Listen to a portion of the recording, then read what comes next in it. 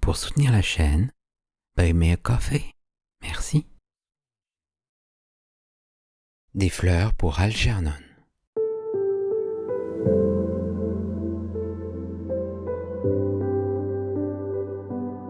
De Daniel Keyes.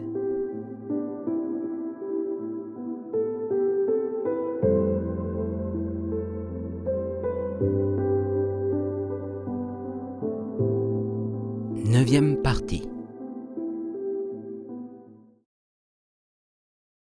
11 juin. Les ennuis ont commencé dès l'instant où nous sommes arrivés à Chalmers Hotel à Chicago et que nous avons découvert que nos chambres ne seraient libres que le lendemain soir et que jusque-là, nous devrions nous installer à l'Independence Hotel, tout proche. Nemur était furieux. Il a pris cela comme un affront personnel et s'est querellé avec tout le monde à l'hôtel, depuis le bagagiste jusqu'au directeur. Nous avons dû attendre dans le hall, tandis que chacun des employés de l'hôtel allait chercher son supérieur, afin de voir ce qui pouvait être fait. Au milieu de tout ce remue-ménage, bagages arrivant et s'empilant autour du hall, grooms allant et venant avec leurs poussettes à bagages, participant au congrès qui ne s'était pas revu depuis un an, se reconnaissant et se congratulant, nous nous sentions de plus en plus embarrassés, tandis que Nemur tentait d'accrocher des dirigeants de l'International Psychological Association. Finalement, lorsqu'il devint évident qu'on ne pouvait rien y changer, il admit le fait que nous devrions passer à l'Independence Hotel, notre première nuit à Chicago. Il se trouva que la plupart des plus jeunes psychologues étaient installés dans cet hôtel, que c'était là qu'auraient lieu les grandes réceptions de la soirée d'inauguration. Les gens avaient entendu parler de l'expérience, et, pour la plupart, savaient qui j'étais.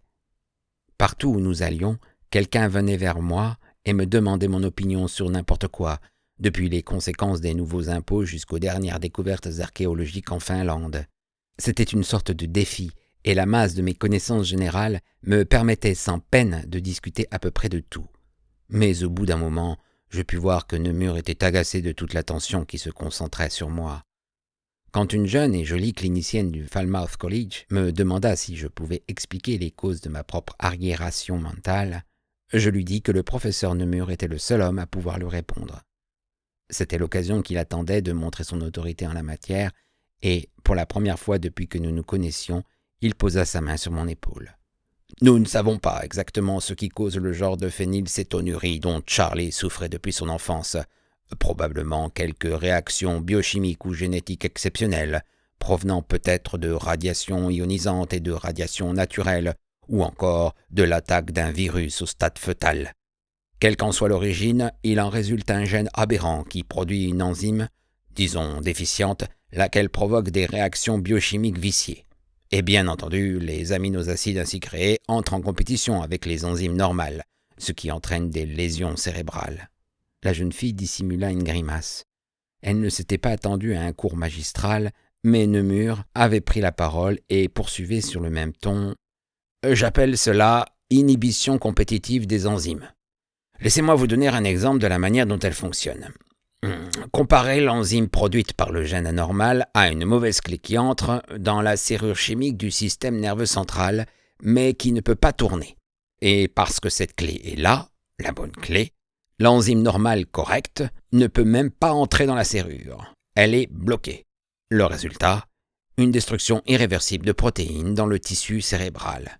« Mais si elle est irréversible !» répliqua l'un des psychologues qui s'était joint au petit groupe. « Comment est-il possible que Mr. Gordon, ici présent, ne soit plus arriéré ?»« Ah !» fit Nemur avec importance. « J'ai dit que la destruction opérée dans le tissu était irréversible, mais pas le processus lui-même. Beaucoup de chercheurs ont pu le renverser par l'injection de substances chimiques qui se combinent avec les enzymes déficientes et changent la forme moléculaire de la clé gênante, si l'on peut dire. Cela est également à la base de notre propre technique. Mais nous enlevons d'abord la partie endommagée du cerveau et permettons ainsi au tissu cérébral implanté qui a été chimiquement revitalisé de produire des protéines cérébrales à un taux dépassant de loin la normale. »« Un instant, professeur Nemur, dis-je, l'interrompant au plus beau de sa péroraison. Et les travaux de Rajamati dans ce domaine ? Il me regarda déconcerté. De qui ? Rajamati. Son étude attaque la théorie de la fusion des enzymes de Tanida, l'idée de changer la structure chimique de l'enzyme qui bloque la marche du processus métabolique. Il fronça les sourcils. Où cette étude a-t-elle été traduite? Elle ne l'a pas encore été. Je l'ai lue dans le Journal of Psychopathology hindou il y a quelques jours. Il regarda son auditoire et essaya d'éluder. Bon, je ne pense pas que nous ayons à nous inquiéter de quoi que ce soit. Nos résultats parlent d'eux-mêmes. Mais Tanida lui-même avait d'abord proposé une théorie de blocage de l'enzyme déficiente par combinaison. Et maintenant, il fait remarquer que... Oh, voyons, Charlie. Ce n'est pas parce que quelqu'un est le premier à avancer une théorie que cela lui donne le dernier mot sur son développement expérimental. Je pense que tous ceux qui sont ici conviendront que les recherches effectuées aux États-Unis et en Grande-Bretagne éclipsent de loin les travaux faits en Inde et au Japon. Nous avons toujours les meilleurs laboratoires et le meilleur équipement qui existe dans le monde. Mais cela ne répond pas à l'argument de Rajamati selon lequel ce n'est ni l'endroit ni le moment de discuter de cela. Je suis certain que tous ces détails seront traités de la façon la plus adéquate au cours de la session de demain. Il me tourna le dos pour parler à quelqu'un d'un vieux camarade de collège, me coupant abruptement, et je restai là, stupéfié. Je parvins à prendre Strauss à part, et je me mis à le questionner. Alors quoi, maintenant? Vous m'avez toujours dit que j'étais trop impressionné par lui. Qu'ai-je dit pour le fâcher de cette façon? Tu lui as donné un sentiment d'infériorité, et il ne peut pas admettre cela. Je parle sérieusement, bon Dieu. Dites-moi la vérité. Charlie, il faut que tu cesses de penser que tout le monde se moque de toi. Nemur ne pouvait pas discuter de ses études, parce qu'il ne les a pas lues. Il ne peut pas lire l'hindou, ni le japonais. Pas lire ces langues? Allons donc. Charlie, tout le monde n'a pas ton don des langues. Mais alors, comment peut-il réfuter l'attaque de Rajamati contre sa méthode et l'objection de Tanida sur la validité de ce genre de technique? Il doit connaître ses... Non, dit Strauss, pensif. Ces études doivent être récentes. On n'a pas encore eu le temps d'en faire la traduction. Vous voulez dire que vous ne les avez pas lues non plus? Il eut un haussement d'épaules. Je suis encore plus mauvais linguiste que lui, mais je suis sûr qu'avant que les rapports définitifs soient établis, toutes les revues médicales seront épluchées à fond pour en tirer les renseignements les plus récents. Je ne savais quoi dire. L'entendre admettre que tous deux ignoraient complètement des secteurs entiers de leur propre domaine était terrifiant. « Quelle langue connaissez-vous » lui demandai-je. Le français, l'allemand, l'espagnol, l'italien et assez de suédois pour me débrouiller. Pas le russe, le chinois, le portugais? Il me rappela que son travail de psychiatre et de chirurgien neurologue lui laissait très peu de temps pour les langues, et que les seules langues anciennes qu'il pouvait lire étaient le latin et le grec, mais pas du tout les langues orientales. Je vis qu'il aurait voulu en terminer là de la discussion, mais je ne pouvais pas renoncer. Il fallait que je découvre exactement l'étendue de ce qu'il savait. Je le découvris. Physique. Rien au-delà de la théorie quantique des champs. Géologie. Rien sur la géomorphologie ou la stratigraphie ou même sur la pétrologie. Rien sur la micro, pas plus que sur la macroéconomie. Peu sur les mathématiques au-delà du niveau élémentaire du calcul des variations et rien du tout sur l'algèbre de Banach ou les multiplicités vectorielles de Riemann. C'était le premier aperçu des révélations que me réservait ce week-end. Je ne pus rester longtemps à la réception. Je sortis discrètement pour marcher, réfléchir à tout cela. Des imposteurs, tous les deux. Ils avaient prétendu être des génies. Ce n'étaient que des hommes ordinaires travaillant à l'aveuglette, tout en prétendant pouvoir faire la lumière dans les ténèbres. Pourquoi faut-il que tout le monde mente? Aucun de ceux que je connais n'est ce qu'il paraît être. Alors que je tournais au coin de la rue, j'aperçus Burt qui arrivait derrière moi. « Qu'est-ce qu'il y a » dis-je quand il me rattrapa. « Me suivriez-vous » Il haussa les épaules et eut un rire gêné. « Tu es la vedette numéro 1, le clou du congrès. Pas possible de te laisser écraser par ces cow-boys motorisés de Chicago, ni attaquer et dépouiller dans State Street. Je n'aime pas être tenu en laisse. » Il évita mon regard, tout en marchant près de moi, les mains profondément enfoncées dans les poches. « Ne prends pas ça mal, Charlie. Le vieux est sur les dents. Ce congrès a une grosse importance pour lui. Sa réputation est en jeu. »« Je ne savais pas que vous étiez tellement amis, » dis-je sarcastiquement, me souvenant de toutes les occasions où Burt s'était plaint de l'étroitesse d'esprit et de l'arrivisme du professeur. Je ne suis pas tellement ami avec lui. Il me lança un regard de défi. Mais il a mis toute sa vie dans cette affaire. Il n'est ni Freud, ni Jung, ni Pavlov, ni Watson. Mais ce qu'il fait est important et je respecte la manière dont il s'y consacre. Et peut-être plus encore parce qu'il n'est qu'un homme ordinaire qui essaie de faire une œuvre de grand homme alors que les grands hommes sont tous occupés à faire des bombes. J'aimerais vous entendre face à lui, le traiter d'homme ordinaire. Cela n'a pas d'importance, ce qu'il pense de lui-même. Bien sûr que c'est un prétentieux, et alors? Cette prétention est sans doute nécessaire pour qu'un homme tente une chose comme celle-là. J'en ai vu assez d'autres comme lui pour savoir qu'à cette solennité et à cette outrecuidance se mêle une sacrée bonne dose d'incertitude et de crainte. Et d'imposture et de superficialité, ajoutai-je. Je les vois maintenant tels qu'ils sont, des imposteurs. Je le soupçonnais de Nemours. Il semblait toujours avoir peur d'on ne sait quoi, mais de Strauss, cela m'a étonné. Burt s'arrêta et lâcha une longue expiration. Nous entrâmes dans un bar pour prendre un café. Je ne voyais pas son visage, mais sa manière de respirer trahissait son exaspération. « Vous pensez que je me trompe ?»« Simplement que tu as rêvé bien loin, très vite, dit-il. Tu as un cerveau formidable maintenant, une intelligence qui ne peut réellement pas être calculée. Tu as déjà absorbé plus de connaissances que la plupart des gens n'en peuvent amasser dans toute une longueur de vie. Mais tu es boiteux. Tu sais des choses, tu vois des choses, mais tu n'as pas encore atteint à la compréhension ou, disons mieux, à la tolérance. Tu les traites d'imposteurs, mais quand donc l'un ou l'autre a-t-il jamais prétendu être parfait ou surhumain? Ce sont des gens ordinaires. C'est toi le génie. » Il s'interrompit gauchement, soudain conscient qu'il me sermonnait. Continuez. « As-tu déjà rencontré la femme de Nemours? »« Non. » Si tu veux comprendre pourquoi il est toujours sous pression, même quand les choses vont bien au labo et pour ses conférences, il faut que tu connaisses Bertha Nemours.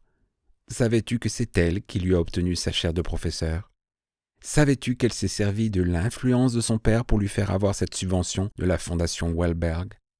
Bon, et maintenant, c'est elle qui l'a poussé à cette présentation prématurée au Congrès. Tant que tu n'as pas eu une femme comme elle qui te domine, n'imagine pas pouvoir comprendre celui qui en a une.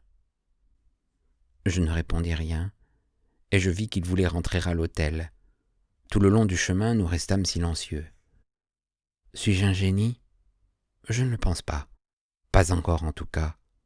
Comme dirait Burt, en parodiant les euphémismes du jargon des éducateurs, je suis exceptionnel, terme démocratique utilisé pour éviter les étiquettes infamantes de doué ou de faible, qui signifièrent brillant ou attardé, mais dès qu'exceptionnel commencera à avoir quelque signification pour quelqu'un, on le changera. Il semble que la règle soit de n'utiliser une expression que tant qu'elle ne signifie rien pour personne. Exceptionnel s'entend aussi bien pour un extrême que pour l'autre, si bien que j'ai été exceptionnel toute ma vie. Ce qui est étrange dans l'acquisition du savoir, c'est que, plus j'avance, plus je me rends compte que je ne savais même pas que ce que je ne savais pas existait. Voici peu de temps, je pensais sottement que je pouvais tout apprendre, acquérir tout le savoir du monde. Maintenant, j'espère seulement arriver à savoir que ce que je ne sais pas existe et en comprendre une miette. En aurais-je le temps? Burt est mécontent de moi. Il me trouve impatient et les autres doivent partager ce sentiment. Mais il me repousse et essaie de me maintenir à ma place. Quelle est ma place? Qui et que suis-je maintenant? Suis-je le produit de toute ma vie ou seulement des derniers mois? Ah, comme cela les impatiente lorsque j'essaie d'en discuter avec eux. Cela ne leur plaît pas d'admettre qu'ils ne savent pas. Il est paradoxal de voir un homme ordinaire comme Nemours se consacrer à transformer en génie d'autres hommes. Il voudrait qu'on le considère comme le découvreur de nouvelles lois de l'art d'apprendre, l'Einstein de la psychologie. Il a la crainte du maître d'être surpassé par son élève, la terreur du maître de voir son disciple discréditer son œuvre. Non pas que je sois au sens strict l'élève ou le disciple de Nemours comme les Burt. Je considère que la peur de Nemours d'être révélé comme un homme qui marche sur des échasses parmi des géants est compréhensible. Un échec, au point où nous en sommes, le briserait. Il est trop âgé pour tout recommencer. Si choquant que ce soit de découvrir la vérité sur des hommes que je respectais et en qui j'avais confiance, je crois que Burt a raison. Je ne dois pas être trop impatient à leur égard. Leurs idées et leurs brillants travaux ont rendu l'expérience possible. Je dois me garder d'une tendance naturelle à les considérer de haut, maintenant que je les ai surpassés. Il faut que je comprenne que, lorsqu'ils m'exhortent sans cesse à m'exprimer et à écrire simplement, afin que les gens qui lisent ces comptes rendus puissent me comprendre, ils parlent pour eux aussi. Néanmoins, il reste effrayant que mon destin soit entre les mains d'hommes qui ne sont pas les géants que je croyais naguère, mais simplement des hommes qui ne connaissent pas la solution de tous les problèmes. 13 juin. Je dicte ceci en proie à une grande tension émotionnelle. Je suis parti en abandonnant toute l'affaire. Je suis dans un avion qui me ramène, seul, à New York, et je n'ai aucune idée de ce que je vais faire une fois arrivé. D'abord, il me faut avouer que j'étais très impressionné à la pensée d'un congrès international de savants et de chercheurs réunis pour un échange d'idées. C'était là, pensais-je, que tout se passait vraiment. Là, ce serait autre chose que les discussions stériles du collège, parce que les participants appartenaient au plus haut sommet de la recherche et de l'enseignement en psychologie. C'étaient des savants qui écrivaient les livres et qui faisaient les conférences, des autorités que les gens citaient. Si Nemur et Strauss étaient des hommes ordinaires qui œuvraient au-delà de leurs capacités, j'étais persuadé que ce serait différent pour les autres. Lorsque vint l'heure de la séance, Nemur nous guida à travers le gigantesque hall, avec son lourd décor baroque et ses énormes escaliers de marbre. Nous avancions au milieu d'une foule croissante de gens qui serraient des mains, échangeaient des saluts de la tête ou des sourires. 2 autres professeurs de Beekman, arrivés à Chicago le matin même, se joignirent à nous. Les professeurs White et Klinger étaient un peu à droite et 1 ou 2 pas derrière Nemur et Strauss, tandis que Burt et moi fermions la marche. Les gens qui se pressaient dans la grande salle de bal s'écartèrent pour nous laisser le passage, et Nemur salua de la main les reporters et les photographes qui étaient venus pour entendre de leurs propres oreilles les résultats sensationnels obtenus avec un adulte attardé en un peu plus de 3 mois seulement. Nemur avait de toute évidence envoyé d'avance des communiqués à la presse. Quelques-unes des communications faites au Congrès furent remarquables. Un groupe de recherche, venu de l'Alaska, montra comment la stimulation de certaines zones du cerveau déterminait un développement significatif de la faculté d'apprendre, et un autre groupe de Nouvelle-Zélande avait établi la carte des régions du cerveau qui contrôlent la perception et la rétention des stimuli. Mais il y eut aussi d'autres communications. L'étude de P.T. Zimmerman sur la différence de durée du temps pris par des rats pour se débrouiller dans un labyrinthe quand les coins étaient arrondis et non angulaires, ou l'exposé de Warfel à propos de l'effet du niveau d'intelligence sur le temps de réaction des singes rhésus. Les communications de ce genre me rendirent furieux. Tant d'argent, de temps et d'énergie dilapidés dans l'analyse détaillée de sujets sans aucun intérêt. Burt avait raison quand il louait Nemur et Strauss de se consacrer à des recherches importantes et incertaines plutôt qu'à d'autres, insignifiantes mais sans risque. Si seulement Nemur voulait bien me considérer comme un être humain. Après que le président de séance eut annoncé la communication de l'université Beekman, nous avons pris place derrière la longue table sur l'estrade. Algernon, dans sa cage, entre Burt et moi. Nous étions le clou de la soirée, et, lorsque nous fûmes installés, le président entama sa présentation. Je m'attendais presque à l'entendre clamer « Mesdames et messieurs, prenez vos places, prenez vos billets, entrez voir nos phénomènes. Un spectacle comme on n'en a jamais vu dans le monde scientifique. Une souris et un idiot transformés en génie sous vos propres yeux. » J'avoue que j'étais venu avec une certaine idée préconçue. Il se contenta de dire « La communication qui va vous être faite n'a vraiment pas besoin d'être présentée. Nous avons tous entendu parler des recherches extraordinaires faites à l'université Beekman grâce à l'appui de la fondation Wellberg et conduites par le directeur du département de psychologie, le professeur Nemur, en collaboration avec le Dr Strauss du centre neuropsychiatrique Beekman. Il est inutile d'ajouter que c'est une communication que nous attendons tous avec le plus vif intérêt. Je passe la parole au professeur Nemur et au Dr Strauss. » Nemur inclina aimablement la tête aux éloges introductifs du président et adressa à Strauss un clin d'œil de triomphe. Le premier orateur de l'université Beekman fut le professeur Klinger. Je commençais à m'énerver, et je voyais qu'Algernon, incommodé par la fumée, le brouhaha et l'environnement inhabituel, tournait nerveusement dans sa cage. J'eus la plus étrange envie d'ouvrir sa cage et de la laisser sortir. C'était une idée absurde, plus une démangeaison qu'une idée, et j'essayais de l'oublier. Mais en écoutant le compte-rendu stéréotypé du professeur Klinger sur les effets de cagette d'arrivée vers la gauche dans un labyrinthe en T comparés à ceux de cagette d'arrivée vers la droite dans un labyrinthe semblable, je me retrouvais en train de jouer avec le mécanisme de fermeture de la cage d'Algernon.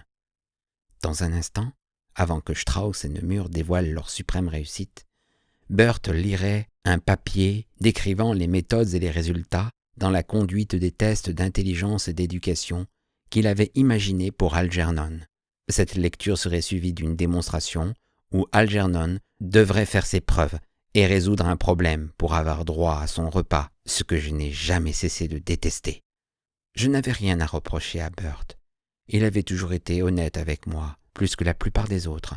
Mais quand il décrivit la souris blanche à laquelle avait été donnée l'intelligence, il fut aussi pompeux et aussi artificiel que les autres, comme s'il essayait d'endosser la robe de ses professeurs. Je me retins à ce moment plus par amitié pour Burt que pour toute autre raison. Laisser sortir Algernon de sa cage mettrait le chaos dans la séance, et, après tout, c'était le premier contact de Burt avec le panier de crabes de la promotion universitaire. J'avais le doigt sur la clenche de la porte de la cage, et tandis qu'Algernon suivait de ses yeux roses le mouvement de ma main, je suis certain qu'elle savait ce à quoi je pensais.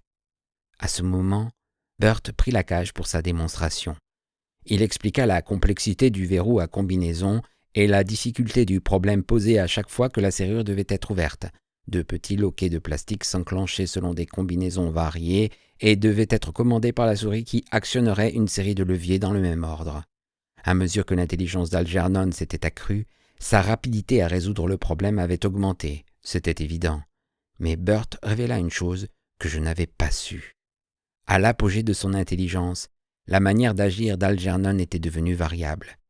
Certaines fois, selon le rapport de Burt, Algernon refusait absolument de travailler, alors même qu'elle avait apparemment faim.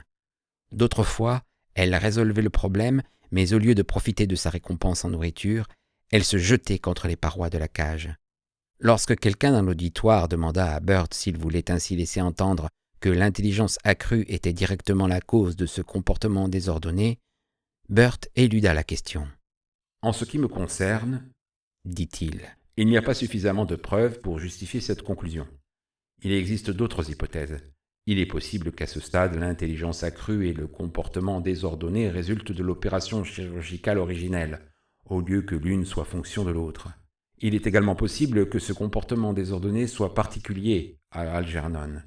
Nous ne l'avons retrouvé chez aucune des autres souris traitées, mais aucune de celles-ci n'a atteint un degré d'intelligence aussi élevé qu'Algernon, ni ne l'a conservé aussi longtemps qu'elle. » Je compris immédiatement que cette information m'avait été cachée.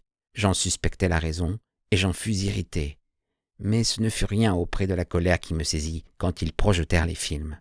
Je n'avais jamais su que mes premiers tests au laboratoire avaient été cinématographiés. Et j'étais là, près de Burt, à la table, embarrassé, la bouche ouverte, tandis que j'essayais de parcourir le labyrinthe avec le stylo électrique. Chaque fois que je recevais une décharge, mon visage traduisait un ahurissement stupide, les yeux ronds, puis me revenait un sourire bête. Chaque fois que cela arrivait, l'assistance éclatait de rire. Course après course, cela se répétait, et chaque fois les gens trouvaient cela encore plus drôle. Je me dis que ce n'étaient pas là des amateurs de rigolade, mais des savants réunis pour perfectionner leurs connaissances. Ils ne pouvaient pas s'empêcher de trouver ces images drôles. Cependant, quand Burt se mit à l'unisson et fit des commentaires comiques sur les films, je me sentis poussé à la malice. Ce serait encore plus drôle de voir Algernon s'échapper de sa cage et tous ces gens se débander et se mettre à quatre pattes pour tenter de rattraper une souris blanche, un petit génie en fuite. Mais je me retins, et quand Strauss prit la parole, cette impulsion m'avait quitté. Strauss traita longuement de la théorie et des techniques de la neurochirurgie, exposant en détail comment les premières études sur la localisation des centres de contrôle des hormones lui avaient permis d'isoler et d'exciter ces centres, enlevant en même temps la partie du cortex productrice d'inhibiteurs d'hormones. Il expliqua la théorie du blocage des hormones et poursuivit en décrivant mon état physique avant et après l'intervention chirurgicale. Des photographies, que je ne savais pas avoir été prises, furent distribuées et passèrent de main en main tandis qu'elles étaient commentées. Je vis par les hochements de tête et les sourires que la plupart des gens étaient d'accord avec lui sur le fait que l'expression passive et vide du visage avait été transformée en une apparence alerte et intelligente. Il discuta également en détail les aspects pertinents de nos séances de psychothérapie, spécialement les modifications de mon comportement à l'égard de la libre association d'idées. J'étais venu là comme un élément faisant partie d'une communication scientifique, et je m'attendais à être donné en spectacle, mais tout le monde continuait à parler de moi comme si j'étais une sorte d'objet nouvellement créé qu'on présentait au monde scientifique. Personne dans cette salle ne me considérait comme un être humain. la constante juxtaposition Algernon et Charlie et Algernon montraient clairement qu'ils nous considéraient tous les deux comme une paire d'animaux d'expérience, sans aucune existence en dehors du laboratoire. Mais, mon sentiment de colère mis à part, je ne pouvais m'empêcher de penser que quelque chose clochait. Enfin, ce fut au tour de Nemur de parler. Il récapitula le tout en tant que directeur de l'expérience et de se mettre en vedette comme l'auteur d'un brillant exploit. C'était pour lui le jour tant attendu. Il faisait grande impression, debout sur l'estrade, et tandis qu'il parlait, je me sentis hocher la tête avec lui, d'accord sur des faits que je savais être vrais. Les tests, l'expérience, l'intervention chirurgicale et le développement mental qui s'ensuivit furent décrits longuement, et son discours fut égayé par des citations de mes comptes rendus. Plus d'une fois, je dus entendre des réflexions intimes ou sottes, lues devant toute l'assistance. Dieu merci, j'avais eu la précaution de garder la plus grande partie des détails concernant Alice et moi dans mon dossier personnel. Puis, à un endroit de son résumé, il dit « Nous qui avons travaillé à cette expérience à l'université Beekman, avons la satisfaction de savoir que nous avons pris une erreur de la nature et que, par nos techniques nouvelles, nous en avons fait un être humain supérieur. Quand Charlie est venu à nous, il était hors de la société, seul dans une grande ville, sans amis ni parents pour s'occuper de lui, sans l'équipement mental nécessaire à une vie normale, sans passé, sans contact avec le présent, sans espoir pour l'avenir. On pourrait dire que Charlie Gordon n'existait pas réellement avant cette expérience. Je ne sais pas pourquoi cela m'irrita si intensément de les entendre parler de moi comme d'un article tout nouvellement fabriqué dans leur usine privée, mais c'était, j'en suis certain, les échos de cette idée qui avait résonné dans les cavités de mon cerveau depuis le moment où nous étions arrivés à Chicago. Je voulais me lever, montrer à tous quel imbécile il était, et lui crier « Je suis un être humain, une personne, avec des parents et des souvenirs, et une existence, et je l'étais avant que vous me poussiez sur un chariot dans la salle d'opération. » En même temps, en réchauffement de ma colère, naissait la compréhension accablante de ce qui m'avait perturbé, tandis que Strauss parlait, et à nouveau quand Nemur avait généralisé les données. Ils avaient fait une erreur, naturellement. L'évaluation statistique de la période d'attente nécessaire pour prouver la permanence de la transformation avait été fondée sur des expériences antérieures dans le domaine du développement mental et de la faculté d'apprendre, sur des périodes d'attente concernant des animaux normalement stupides ou normalement intelligents. Mais il était évident que la période d'attente devait être prolongée dans les cas où l'intelligence de l'animal avait été doublée ou triplée. Les conclusions de Nemur étaient donc prématurées, car, aussi bien pour Algernon que pour moi, il faudrait davantage de temps pour savoir si la modification persisterait. Les professeurs avaient fait une erreur, et personne ne s'en était aperçu. Je voulais me dresser et le leur dire, mais je ne pouvais pas bouger. Comme Algernon, je me trouvais enfermé derrière le grillage de la cage qu'ils avaient construite autour de moi. Maintenant, on allait passer aux questions de l'auditoire, et avant qu'on me permette de dîner, il me faudrait faire mes tours devant cette assemblée distinguée. Non, il fallait que je m'en aille. Dans un certain sens, il est le produit de l'expérimentation psychologique moderne. Au lieu d'une coquille vide dépourvue d'esprit, un fardeau pour la société qui ne peut que craindre son comportement irresponsable, nous avons un homme digne et sensible, prêt à prendre sa place de membre actif dans la communauté. J'aimerais que vous écoutiez tous quelques mots de Charlie Gordon.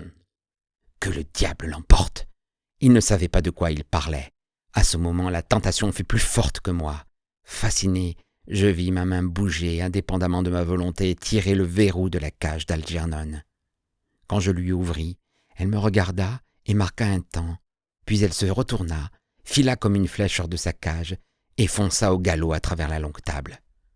D'abord, on la vit à peine sur le damas qui couvrait la table, une vague tache blanche, jusqu'à ce qu'une femme hurle, culbutant sa chaise en se dressant sur ses pieds. Autour d'elle, les carafes d'eau se renversèrent, puis Burt cria « Algernon s'est échappé !» Algernon sauta de la table sur l'estrade et de l'estrade sur le plancher. « Attrapez-la! Attrapez-la !» glapissait Nemur, tandis que l'assistance, partagée dans ses intentions, devenait un inextricable enchevêtrement de bras et de jambes.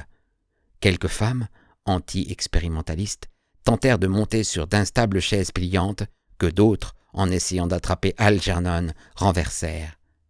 Fermez les portes du fond !» clamait Burt, qui se rendait compte qu'Algernon était assez intelligente pour se diriger dans cette direction. « Cours! Cours !» m'entendis-je crier. « Par la porte latérale !»« Elle s'est enfuie par la porte latérale !» s'écria quelqu'un en un écho. « Attrapez-la! Attrapez-la !» implorait Nemur.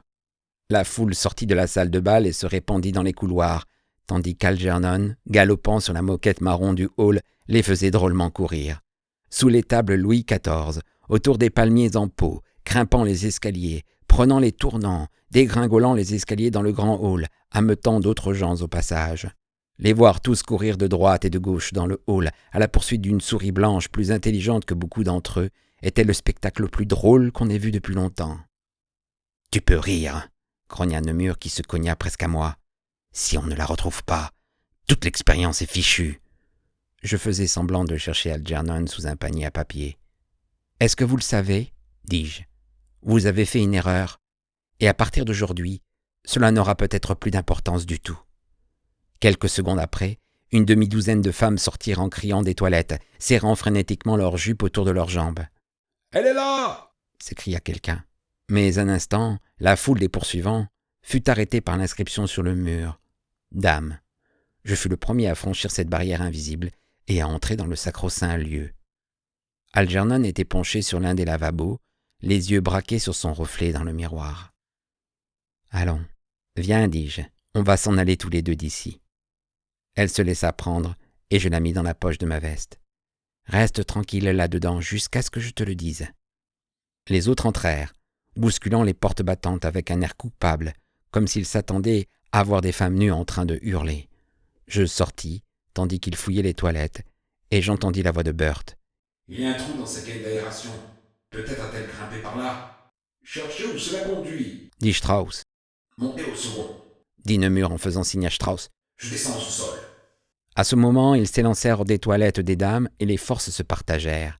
Je suivis le contingent de Strauss au deuxième, où ils essayèrent de trouver où menait la gaine d'aération. Lorsque Strauss, White et leur demi-douzaine de compagnons tournèrent à droite dans le couloir B, je tournai à gauche dans le couloir C et pris l'ascenseur pour monter dans ma chambre. Je fermai la porte derrière moi et tapotai ma poche. Un museau rose et une touffe de poils blancs apparurent et jetèrent un coup d'œil sur les alentours. « Je vais faire mes valises, dis-je, et nous filerons, rien que toi et moi, une paire de génies fabriqués par l'homme, en fuite. » Je fis mettre les valises et le magnétophone dans un taxi, payai ma note d'hôtel et sortis par la porte tournante avec l'objet de la poursuite niché dans ma poche. Je me servis de mon billet de retour pour rentrer à New York. Au lieu de regagner mon appartement, j'ai l'intention de m'installer dans un hôtel en ville pour 1 ou 2 nuits. Nous l'utiliserons comme base d'opération pendant que je chercherai un appartement meublé quelque part dans les environs de Times Square. En parlant de tout cela, je me sens mieux, et même un peu nigaud. Je ne sais vraiment pas pourquoi je me suis tellement énervé, ni ce que je fais dans ce jet qui vole vers New York avec Algernon dans une boîte à chaussures sous mon siège. Il ne faut pas que je m'affole. L'erreur ne signifie pas nécessairement que ce soit grave. Simplement que le résultat n'est pas aussi assuré que le croyait Nemur. Mais où vais-je maintenant ? Il faut d'abord que je voie mes parents, dès que je pourrai. Je n'aurai peut-être pas tout le temps que je pensais avoir.